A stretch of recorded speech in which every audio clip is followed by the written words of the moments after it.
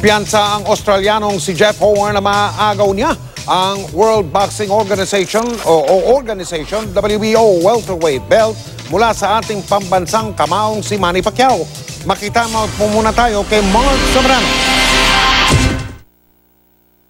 Kumbinsido ang Australian fighter na si Jeff Horn na siya ang magwawagi sa Battle of Brisbane kontra sa reigning and defending WBO welterweight champion na si Manny Pacquiao. Sa panayam kay Jeff Horn ng The Courier Mail sa Australia, pinayuhan niya si Pacquiao.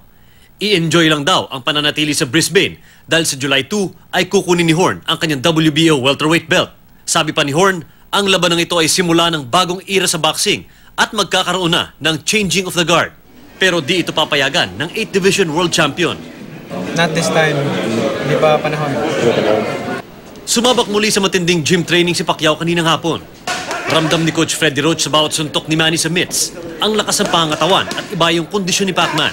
Nakatakdang bumiyahe patungong Brisbane, Australia si Pacquiao sa Sabado ng umaga sakay ng isang chartered plane. Mula dito sa General Santos City, Mark Zambrano, nakatutok 24 oras.